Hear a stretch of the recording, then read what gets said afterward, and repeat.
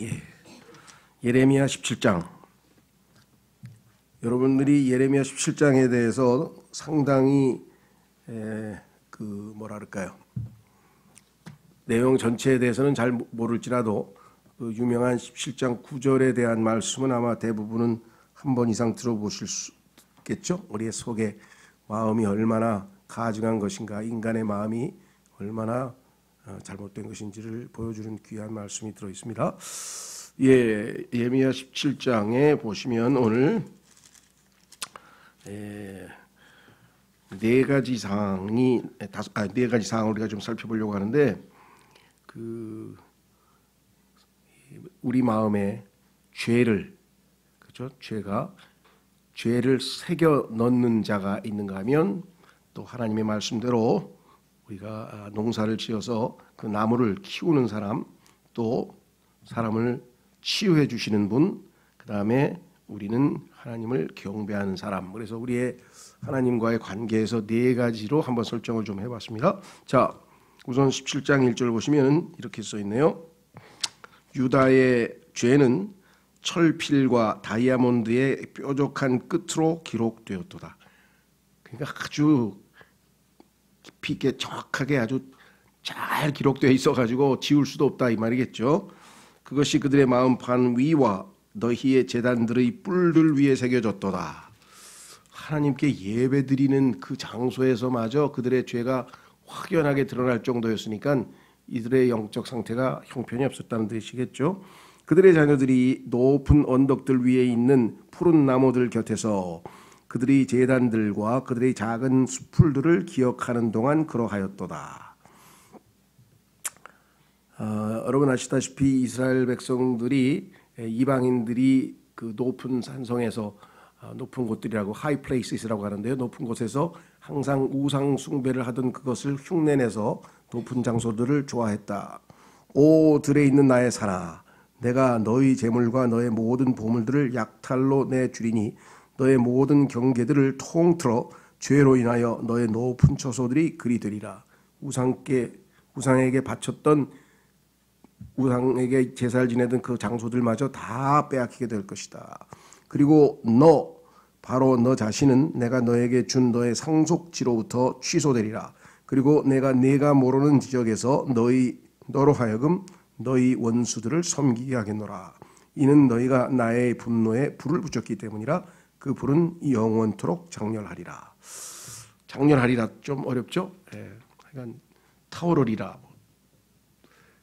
자, 불이 활활 타오르는 것을 좀 강조하기 위해서 그런 것 같습니다. 자, 여기서 지금 하나님께서 자신의 그 상속으로 준 그곳을 다 불태워버리시고, 또 이스라엘 백성들은 다 포로로 잡아가게 하시는 심판을 내리실 것이다. 그 이유는 높은 곳들에 올라가서 우상들을 숨겼다 이 말이죠. 그러니까 우상을 섬기는 죄에 대한 하나님의 심판, 그것이 여기 지금 1절서부터 4절까지 내용인데, 여기에서 우리가 좀 주목하고 싶은 것은 새기는 자. 우리가 마음판에 뭘 새긴다 그러죠. 도장 새기듯이 그걸 아주 잘 새기는 것. 새기는 자는 제목으로 한번 요약을 해보겠습니다. 우리가 죄를 지을 때 우리는 그것을 우리 마음에 새기게 됩니다. 죄를 지으면 죄가 얼로 안 가고 우리 마음에 새겨진다는 거죠. 이 죄는 오직 우리가 회개하고 하나님을 신뢰할 때만 지워집니다. 그렇지 않으면 이 죄는 안 지워져요. 여러분들 누굽니까? 나다니엘 호돈인가요? 예. 그 소설에 보면은 주홍글씨라는 것을 여기다 가슴에 딱 새겨 넣었잖아요. 그래서 사람들로 하여금 다 여인이 죄를 지었다 하고 이렇게 알리는 그런 것들을 우리가 볼 수 있는데요. 자, 죄를 지울 수 있는 것은 예수님의 보배로운 피밖에 없죠. 그것은 믿음으로만 가능해진다. 이때 그분께서는 하나님께서는 자신의 말씀들을 우리 마음에 기록하시고, 이로써 우리는 죄를 이기게 됩니다. 죄가 아니라 우리 마음판에는 하나님의 말씀들이 기록되어져야 된다. 시편 119편 11절로 가보겠습니다. 시편 119편 11절.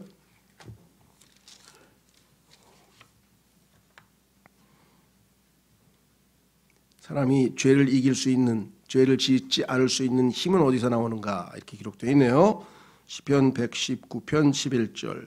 제가 당신의 말씀을 제 마음속에 간직하였사오니 제가 당신을 대적하여 죄를 짓지 아니하려 함이니이다. 하나님의 말씀이 우리 안에 잘 새겨져 있는, 잘 간직되어 있는 사람은 그 말씀이 그를 죄로부터 보호해 주는 것이겠죠. 자, 그래서 고린도후서 3장에도 또 써 있어요. 신약에 중요한 말씀이죠. 예, 고린도후서 3장.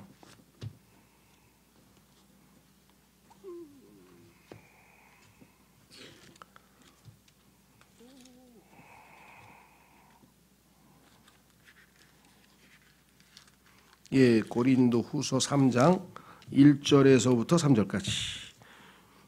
우리가 스스로를 다시 추천하기 시작하는 것이냐, 아니면 다른 어떤 이들처럼 우리가 너희에게 보내는 추천 서신들이나 너희로부터 오는 추천 편지들이 필요하겠느냐. 우리는 마음속에 기록된 너희는 우리 마음속에 기록된 우리의 서신이니 모든 사람들에게 알려지고 읽혀졌느니라. 자, 우리 마음에 기록된 서신, 너희가 우리에 의하여 섬김바 된 그리스도의 서신이라는 것이 명백하게 공개되었으니 이 서신은 잉크로 기록된 것이 아니고, 하나님의 말씀은 우리 마음판에다 잉크로 쓸 수 없죠. 주홍 글씨는 잉크로 써가지고 갖다 붙였지만 여기는 무엇입니까? 돌판들에 기록된 것이 아니라 살과 같은 마음판들에 기록된 것이라.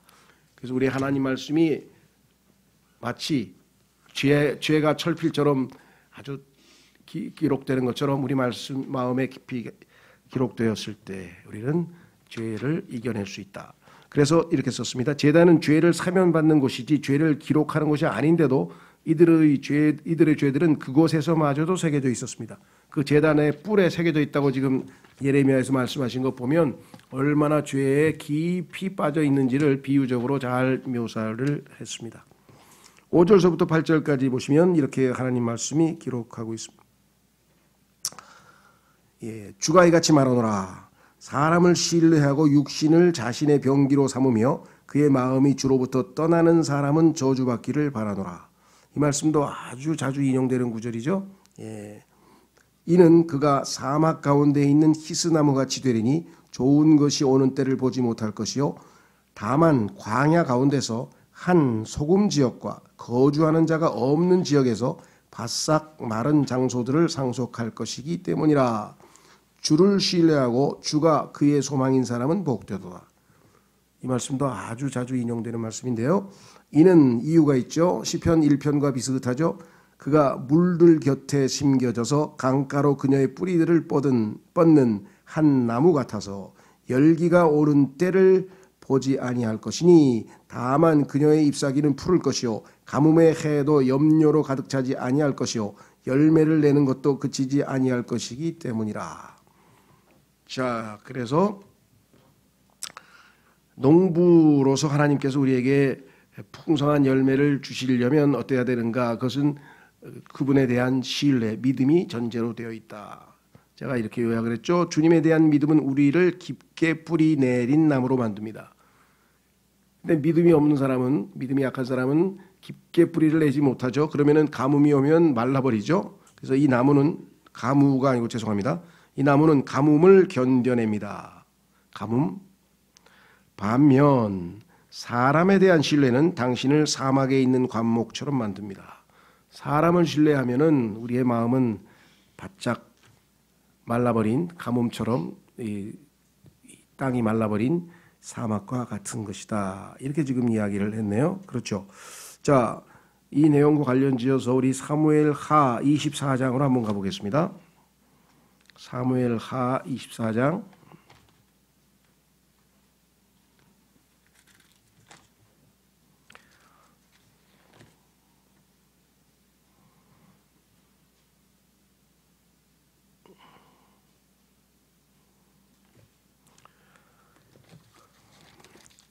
(1절서부터) (4절까지) 한번 보시면요. 사무엘하 1절서부터 (4절까지)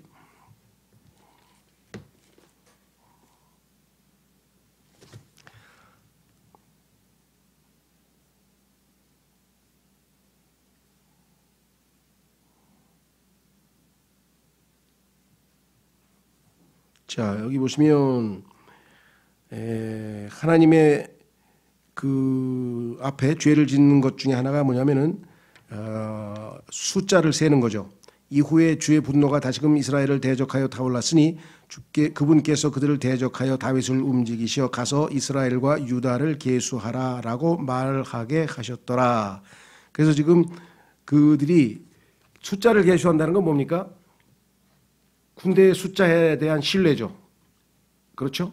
하나님을 신뢰하는 게 아니라 우리는 군대 수가 많다. 그래서 전쟁에 나가면 이길 수 있다.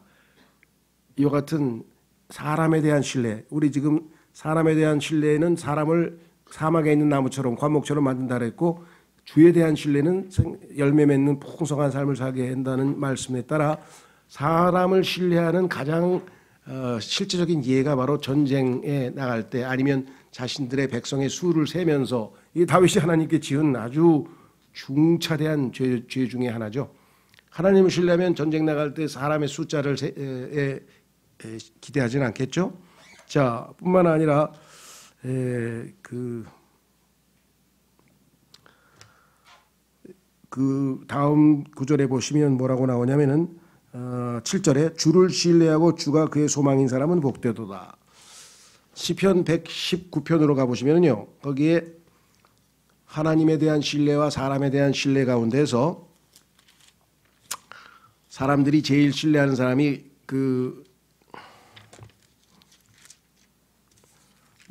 소위 말하면 통치자, 권력자 또는 영웅, 이런 사람들에 대한 신뢰가 그들을 마치 자기들을 지켜줄 것처럼 그렇게 신뢰하는데, 성경은 그렇지 않다라고 얘기를 했네요. 시편 제가 뭐라 그랬죠?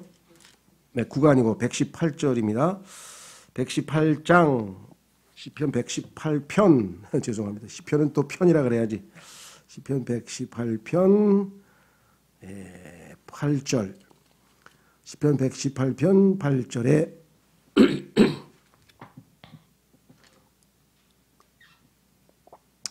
주를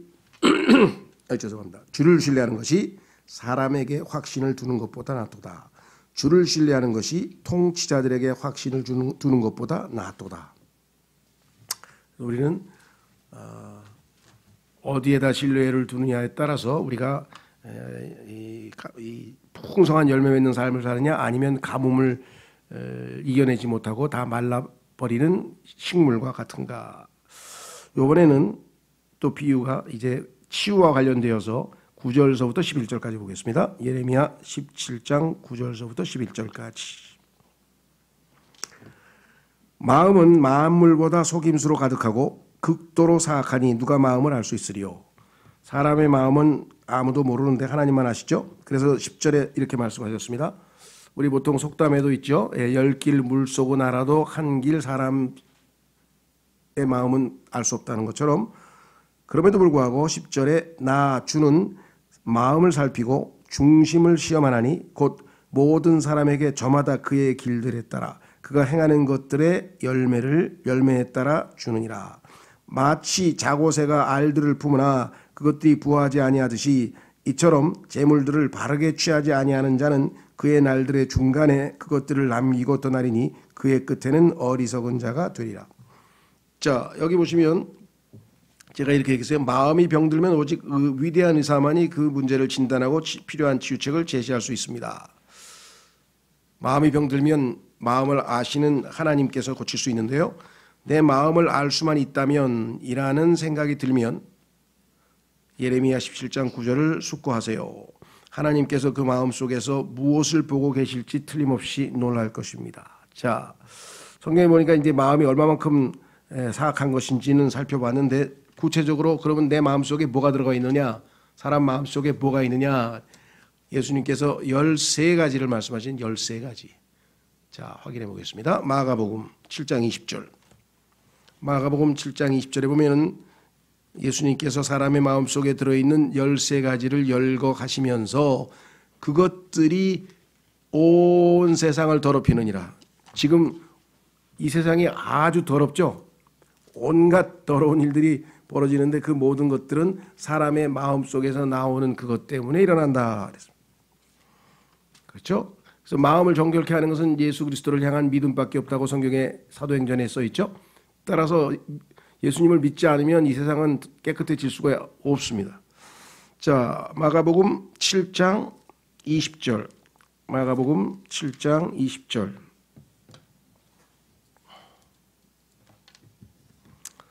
서부터 23절까지입니다. 자, 우선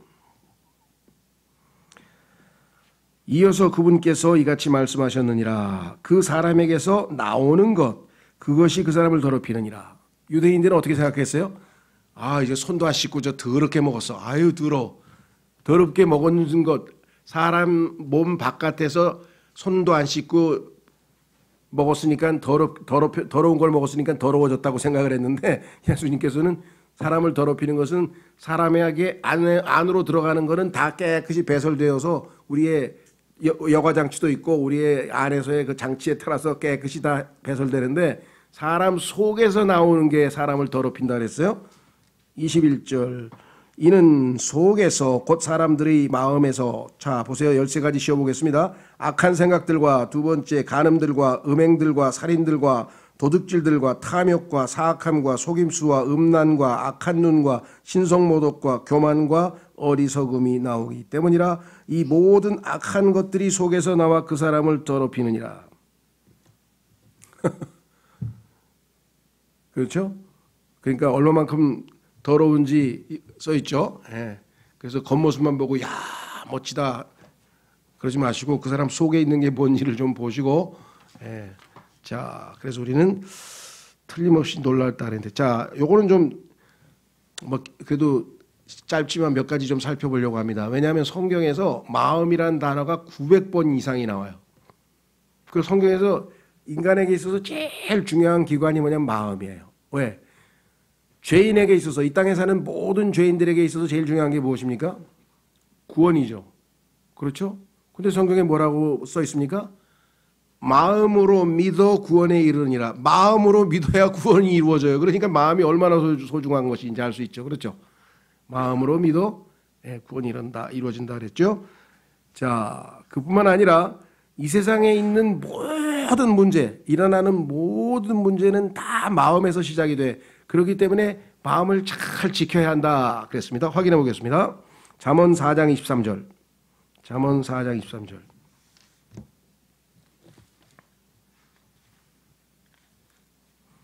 하나님께서 제일 중요시 여기는 게 인간의 마음이에요. 4장 23절.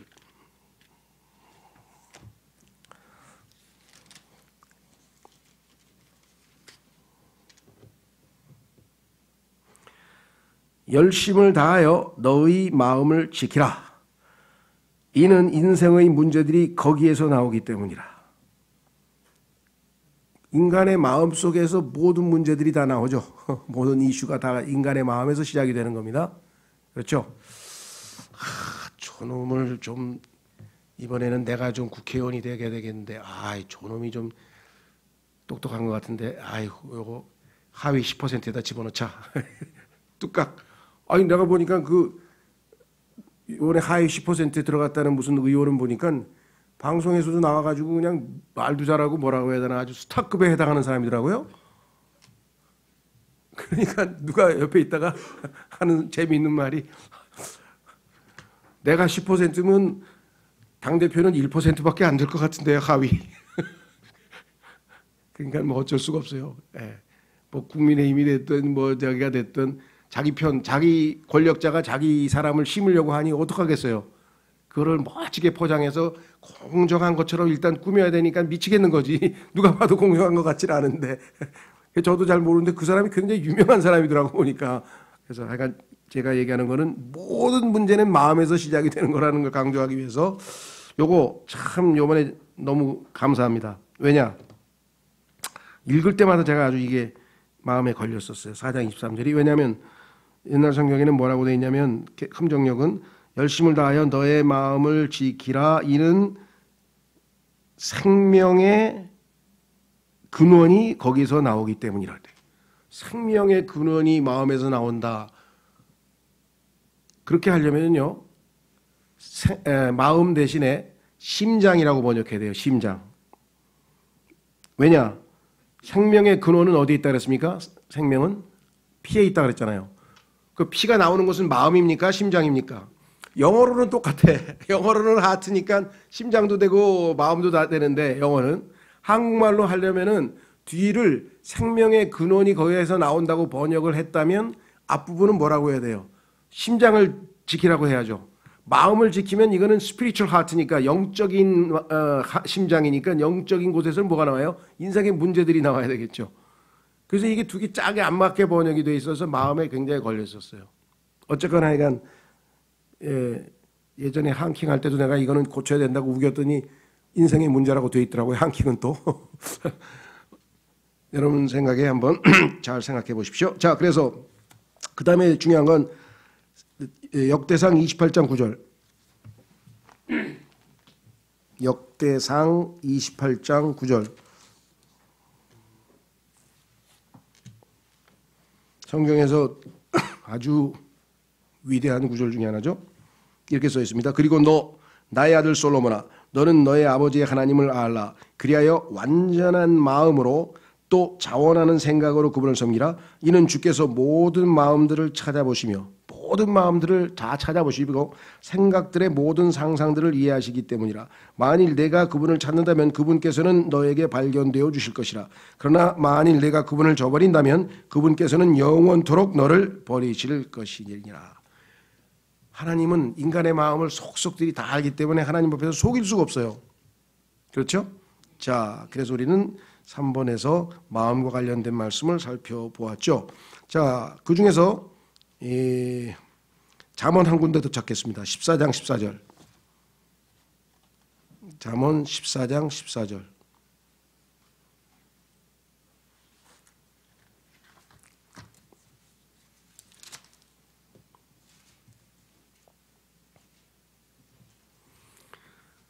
인간의 모든 문제는 사람의 마음속에서 나온다 그랬죠. 그런데 선한 마음, 깨끗한 마음, 예수 그리스도의 피로 씻겨진 마음에서는 문제가 나올 리가 없죠. 오히려 좋은 일들이 나오겠죠. 그러면 어떤 마음에서부터 모든 문제가 시작이 되는가? 당연히 타락한 마음에 타락한 마음. 그래서 잠언 14장 14절에 마음이 타락한 자는 자기 자신의 길들로 가득 채워지리라. 그리고 선한 사람은 자신에게서 만족을 얻으리라. 선한 사람은 선한 마음으로 하는 거고 악한 사람은 악한 마음으로 하니까 모든 문제가 생각되겠죠. 그렇죠? 자, 하여간 우리 심리학에서 보면은 나쁜 남자 컴플렉스 뭐 이런 게 있어요. 이상하게 뭐라고 하나? 뭐 미인이라고 해야 되나? 하여간 멋진 여자들은 거의 나쁜 남자에게 걸려들 확률이 90%예요.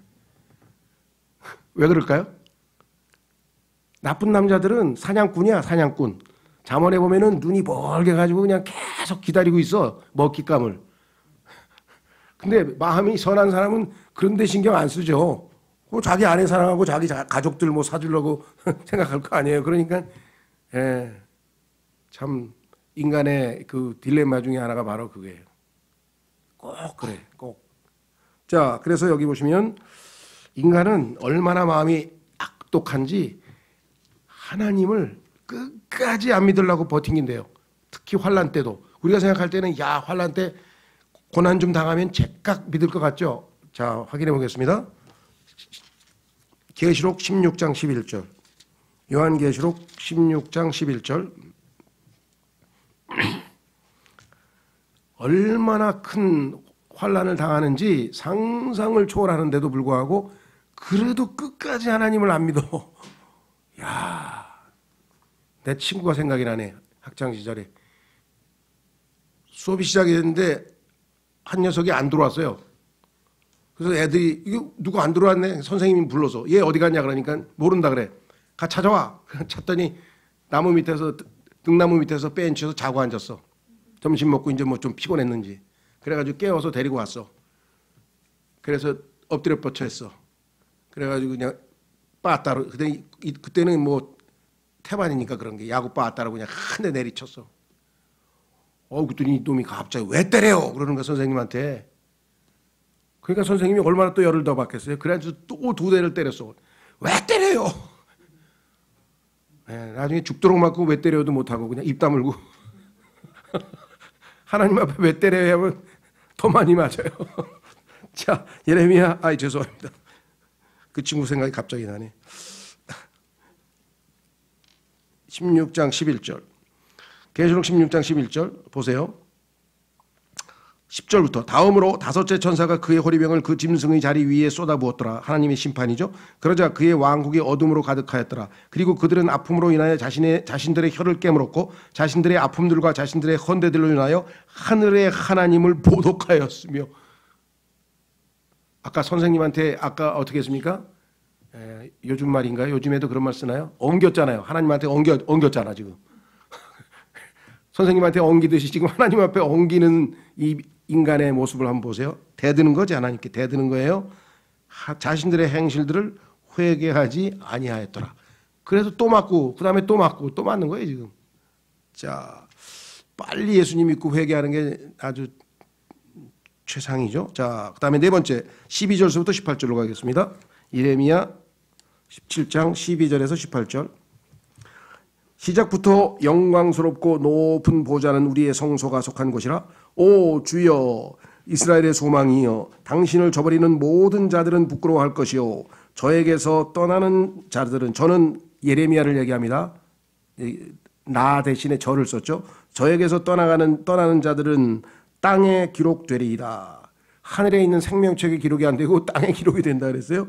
이는 구원받지 못한 사람을 표현하는 비유적 방식인데요. 이는 그들이 살아있는 물들의 원천이신 주를 저버린 까닭이니이다. 저를 치유하소서 오 주여, 그리하면 제가 치유되리이다. 저를 구원하소서, 그리하면 제가 구원받으리이다. 이는 당신께서 저의 찬송이시기 때문이니이다.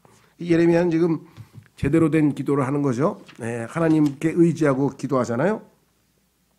보소서 그들이 제게 말하기를. 그런데 예레미야를 조롱하는 자들은 뭐라 그러냐면은 주의 말씀이 어디 있느냐, 그것을 지금 임하게 하라 하나이다. 야, 하나님이 심판이 있다 그러고 하나님이 뭐 적들이 쳐들어온다 그랬는데 지금 아무도 안 쳐들어오네. 어딨어 하고 지금 조롱하고 있는 거예요. 조금 있으면 이제 얻어 터질 건데도 뭣도 모르고 계속 이렇게 아주 형편없는 모습을 보이고 있네요. 저로 말하자면 저는 한 목양자가 되는 데서 떠나려고 서두르지 아니하였으니, 이스라엘 목양자로 남아있으려고, 안 도망가려고 당신을 따르기 위함이니이다. 하나님께서 나를 이스라엘들의 백성들의 목양자로 삼으셔서 내가 그것을 거부하지 않고 끝까지 지켰습니다. 제가 화가 가득한 나를 열망한 것도 아니었으니 당신께서는 아시나이다. 제가 이스라엘이 멸망하는 것을 뭐 고대하고 기다리는 것 아니지 않습니까? 저희 입술에서 나온 것은 당신 앞에 옳은 것이었나이다. 하나님께서 이스라엘은 멸망하니까 바벨론으로 포로로 잡혀가라, 가서 회개하고 근신하고 70년 동안 반성하라. 그렇게 하나님께서 하신 말씀을 그대로 난 전했을 뿐입니다. 저에게 공포가 되지 마소서. 테러란 말 아시죠? 당신께서는 해악의 날에 저의 소망이시니이다. 저를 박해하는 자들을 당혹스럽게 하소서. 그러나 저는 당혹스럽게 하지 마소서. 그들을 좌절하게 하소서. 그러나 저는 좌절하게 하지 마소서. 그들 위에 해악의 날을 가져오시고 그들을 2배의 멸망으로 멸망시키소서. 구약시대에 하나님의 뜻을 거스리고 하나님의 명령을 정면에서 거부하는 자들에게는 이런 기도가 괜찮은데요. 여러분 주위에 있는 여러분이 싫어하는 사람을 위해서 이런 기도를 하시면 안 돼요. 성경에 있는 거라고 그대로 베껴가지고 저의 원수를 멸하소서 막 이런 기도하는 사람도 있어 또. 이런 기도는 구약에서 이스라엘 백성의 원수 적 그리스도, 결국은 나중에 사탄을 향한 하나님의 저주를 이렇게 빗대어서 얘기하는 것이지, 이게 내가 인간관계에서 내 미워하는 사람 벌 주라고 하나님께서 기도하라고 하신 것 아닙니다. 조심하셔야 되겠고요. 신구약의 차이점을 좀 아시면 이해가 되시겠죠. 자, 그래서 우리는 이렇게 요약을 했습니다. 12절서부터 18절까지 하나님을 경배하는 자와 하나님을 거부하는 자의 차이죠. 유다의 보좌, 유다의 왕좌죠. 소위 말하면 왕이 앉아있는 보좌는 했었습니다. 왕이 하나님 말씀을 거부했으니까. 그러나 예레미야 예언자는 높은 곳에 있는 하나님의 영광스러운 보좌를 보았기에 소망을 가졌습니다. 하나님께서 궁극적으로 이스라엘에게 자비를 베푸셔서 회복시켜 주실 것을 내다봤겠죠. 70년, 뭐 길기도 길 수도 있습니다. 그러나 70년이라고 하나님 말씀해 주셨죠. 하나님의 보좌는 우리의 성소입니다. 그분께서는 우리가 필요로 하는 도움을 받도록 우리를 초대하십니다. 그래서 지금 예레미야는 그곳에 나아가서 하나님께 마음에 있는 것을 다 쏟아냈습니다. 그래서 결론적으로 당신은 어디에 기록되어 있습니까? 아까 땅에 기록되어 있는 사람이 있는데 우리는 생명책에 위에 있는 하늘에 있는 생명책 이름이 기록되어 있죠. 그래서 이렇게 썼습니다. 주를 신뢰하지 않고자 하는 자들은 구원도 안전도 없습니다. 구원의 영원한 보장도 없죠. 그들은 단지 땅에 기록되어 있을 뿐입니다. 아까 13절에서 우리가 읽었습니다. 반면 주를 신뢰하는 자들은 하늘에 있는 어린 양의 생명책에 기록되어 있습니다. 성경에 써 있죠? 이건 뭐 찾지 않겠습니다. 누가복음 10장 20절에 보면은 하늘에 있는 그 다음에 생명책에 우리의 이름이 기록되어 있다 그랬습니다. 자, 그러면 나머지 19절서부터 27절까지는 쭉 읽고 마치는데요. 왜? 안식일 하나님이 하나님과 이스라엘 백성 사이에서는 너와 나는 특별한 관계야. 너희는 나의 뭐예요? Holy Nation, 거룩한 족속이야. 거룩한 민족이야. 다른 이방인들은 거룩하지 않은 자들이야. 그렇기 때문에 너와 나와의 특별한 관계를 입증할 수 있는, 보여주는 뭐가 있어야 돼? 증표가. 뭐 요즘에 연인들은 어떻게 합니까? 뭐라 그래요? 커플링. 둘이서 똑같은 거 하나씩 딱 하면은 너하고 나하고 뭐 이런 사이다. 그런 걸 입증할 수 있잖아요. 그렇죠? 그런 것처럼 하나님과 이스라엘 사이에 커플링 같은 역할을 한 게 뭐냐면 안식일이에요. 안식일. 그 다음에 이제 또 할례도 있어요. 그러니까 성경에 보면 유대인들에게 주신 표적이 몇 개가 있는데 그 중에 하나가 안식일이에요. 그러니까 안식일을 지킨다는 것은 단순히 형식적으로 무슨 종교 행위를 한다는 게 아니라 하나님과 우리는 특별한 사이이고 우리는 그것을 매우 만족스럽게 생각하고 하나님께 매우 감사드립니다. 이런 뜻이잖아요. 그렇죠? 그런데 그 안식일을 안 지키면 뭐예요? 뭐 하나님하고 뭐 나하고 뭔 상관? 뭐 이렇게 돼버리는 거예요. 그 하나님이 너무너무 화가 나셔서 안식일을 지키지 않는 유대인들에 대해서 강력한 경고를 하고 계신데요. 한번 확인해 보겠습니다. 19절서부터 쭉 읽어가겠습니다. 주께서 나에게 이같이 말씀하셨느니라. 가서 백성의 자녀들의 대문 곧 유다 왕들이 들어오고 그들이 나가는 대문 안에 서고 예루살렘의 대문들 안에 서라. 사람들이 많이 오가는 곳에 가서 외쳐라 이거죠. 뭐라고 외치는가? 그리하여 그들에게 이같이 말하라. 이 대문들로 입장하는 너희여 유다의 왕들과 온 유다와 예루살렘의 모든 거주자들이여 너희는 주의 말씀을 들으라. 아주 대단한 직책을 맡았죠. 주의 말씀을 들으라. 우리도 마찬가지잖아요. 너희는 말씀을 전파하라. 때를 얻든지 못 얻든지 말씀을 전파하라 하잖아요. 여러분과 제가 하나님의 말씀을 한 구절이라도 제대로 인용해서 사람들에게 알려줄 때 우리는 주의 말씀을 사람들에게 듣게 해주는 특별한 역할을 맡은 것이죠. 그렇죠? 예. 그래서 누구든지 말을 하려거든 주가 말씀하시는 것처럼 하라고 베드로전서 4장에 말씀하셨죠. 자, 보세요. 무슨 말씀을 한가? 21절 주가 이같이 말하노라. 여러분 어디서 들어봤습니까? 주가 이같이 말하노라. 세상 사람들은 뭐라 그래요? 자라투스트라는 이렇게 말하였다. 그게 니체라고 하는 독일의 유명한 철학자가 성경을 흉내내서 자라투스트라는 이 유대교 동방 이란이나 이쪽에 있는 사람들이 믿는 조로아스타라고 하는 사탄의 또 다른 명칭이에요. 우상 숭배하는. 그래서 그걸 자라투스트라라고 번역을 했는데 그러니까 하나님을 가장 흉내 잘 내는 게 누구예요? 마귀죠. 그러니까 마귀 하나님께서 이제 주가 이같이 말하노라 그랬더니 자라투스트는 이렇게 말하였다. 이렇게 말하노라 하면서 자기도 한마디 했어요. 하여간 공부하다 보면은 성경 흉내낸 게 너무나 많아. 재밌는 게. 자, 여기서 지금 유명한 말씀이죠. 주가 이같이 말하노라. 스스로에게 주의하여 안식일의 짐을 전혀 짊어지지 말고 예루살렘의 대문들로 그것을 들이지도 말라. 또한 안식일에 너희 집들에서 너희 하나의 짐이라도 밖으로 옮기지 말라. 또한 너희는 어떤 일도 하지 말라. 다만 너희는 내가 너희 조상들에게 명령한 것 같이 안식일을 거룩하게 하라. 그러나 그들은 순종하지 아니하였고 그들의 귀를 기울이지도 아니하였으며 오히려 그들의 고개를 꼿꼿하게 하여 그들이 듣지도 교훈을 받아들이지도 아니하였도다. 그래서 할 수 없이 주가 또 말씀하셨어요. 이번에는 무슨 말씀하는가 들어보세요. 주가 말하노라. 그런즉 만일 너희가 부지런히 나에게 경청하여 안식일에 이 도성의 대문들을 통하여 짐을 들이지 아니하고 오직 안식일을 거룩하게 하여 그날에 아무 일도 하지 아니한다면 이러한 일이 있으리니 그때에는 다윗의 보좌 위에 앉아있는 왕들과 통치자들이 병거들과 말들을 탄 채 이 도성의 대문들 안으로 들어오리니 그들과 그들의 통치자들과 유다 사람들과 예루살렘의 거주자들이 그리하리라. 그리고 이 도성은 영원토록 존속하리라.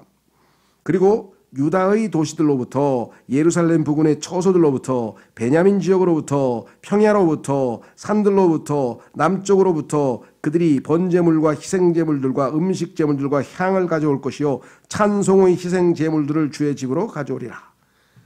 하나님 말씀을 지키면 하나님께서 이렇게 축복을 풍성한 제물을 가지고 하나님께 경배하기 위해서 예루살렘으로 많은 사람들이 몰려들게 하는 복을 주겠다. 이렇게 분명하게 말씀을 했죠. 예. 그래서 여기 보시면 짐을 드린다고 하는 얘기는 24절에 거래를 한다는 얘기예요. 장사하면 돈 벌 텐데 안식일이라고 왜 장사 못해? 그러니까 안식일을 안 지키고 그날에도 어떻게든지 뭘 해가지고 좀 더 그러니까 이 돈에 눈이 어두운 사람들에 대한 마음을 여기서 보여주는 거죠.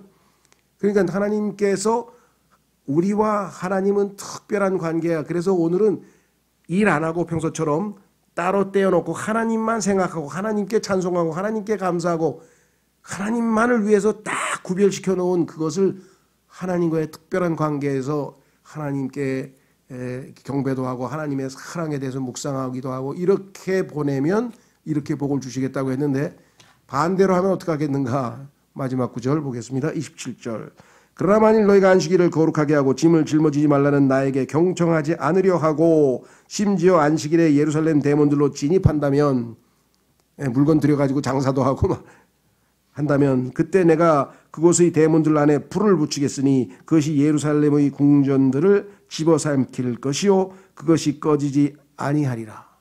다 불태워버리면 무슨 소용이 있겠어요. 그렇죠? 자, 그 얘기가 11절에 한번 나왔었어요. 11절 한번 확인하고 마치겠습니다. 11절에 뭐라고 했나 보세요.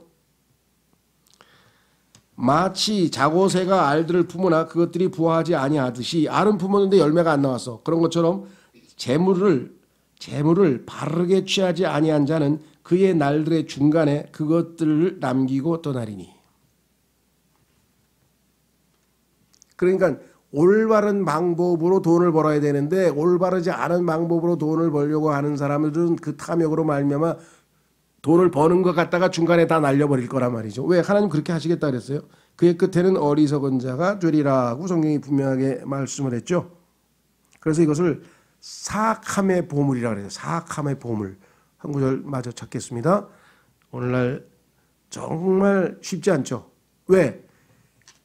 정확하게 법대로 돈 벌라 그러면은 쥐꼬리만 하나밖에 못 벌어. 근데 싹 이렇게 해가지고 막 그죠? 예.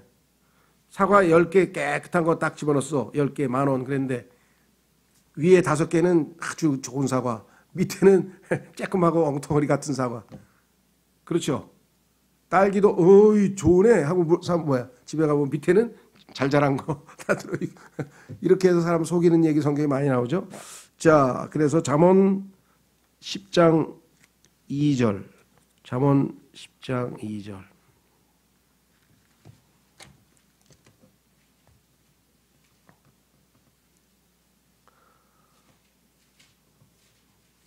잠언 10장 2절과 3절에 보시면은요. 이렇게 되어 있네요. 사악함의 보물들은 아무 유익도 주지 못하느니라. 그러나 의인은 죽음에서 구출하느니라. 주께서는 의로운 자의 혼이 굶주리는 것을 용납하지 아니하시리라. 그러나 그분께서는 사악한 자들의 재물을 던져버리시느니라. 그랬습니다. 예, 그래서 이스라엘 백성들이 지금 하나님 앞에 지은 죄들을 낱낱이 열거했는데요. 일면 우상 숭배와 그다음에 하나님에 대한 불신과 탐욕과 주님을 내던져버리고 하나님의 종을 거부하고 하나님의 종인 예레미야가 말씀을 선포했는데 그를 갖다 막 조롱하고 거부하고 이 모든 죄들에 대해서 하나님은 우리의 마음을 다 살피시기 때문에 결국은 그에 대한 대가를 치르게 될 것이다. 심은 대로 거둔다고 말씀하셨죠. 예. 주님, 이 엄위하고 엄중한 말씀 앞에 우리가 두렵고 떠는 마음으로 이 말씀을 받고 정말 우리 스스로를 살피며 조심스럽게, 성경에 보면요 마지막 시대에 그 주님 오시는 재림 때에 우리의 취할 자세 중에 하나가 뭐냐면 조심스럽게 살라고 하는 거예요. 하나님 앞에 내가 혹시라도 반역하거나 하나님 앞에 죄를 짓지 않는가를 항상 염두에 두고 살라는 것이겠죠. 다 같이 오늘 말씀에 올바로 반응하기 위해서 기도하겠습니다.